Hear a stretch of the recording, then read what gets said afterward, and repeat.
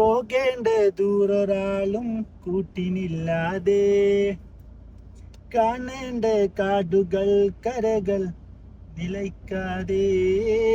Hello നബീബി, ഇന്ന് ഒരു അടിപൊളി ക്യാമ്പിന് പോകണം.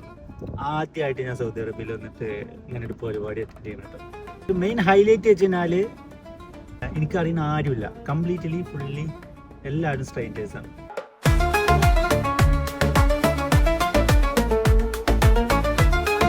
ആടിയും പാടിയും ഞങ്ങൾ ആദ്യ മണിക്കൂറുകൾ പരസ്പരം അറിഞ്ഞു തുടങ്ങി. ഒരു 6 മണിയോടുകൂടി ഞങ്ങൾ തായ്ഫിലെത്തുകയും ആദ്യ ആക്ടിവിറ്റി ആയിട്ടുള്ള ഹൈക്കിംഗ് സ്റ്റാർട്ട് ചെയ്യുകയും ചെയ്യുന്നതോടുകൂടി എല്ലാവരുടെയും എക്സൈറ്റ്മെന്റ് ലെവൽ കൂടി തുടങ്ങി.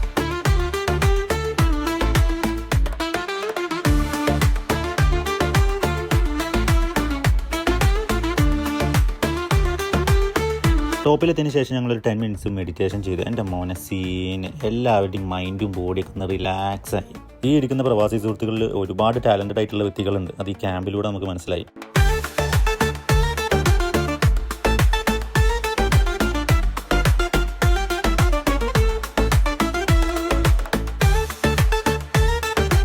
അങ്ങനെ അധികം ഇരുട്ടുന്നതിന് മുമ്പ് ഞങ്ങൾ ക്യാമ്പിലേക്ക് തിരിച്ചു. പക്ഷേ കഥ അവസാനിക്കുന്നില്ല. Wait for the fire.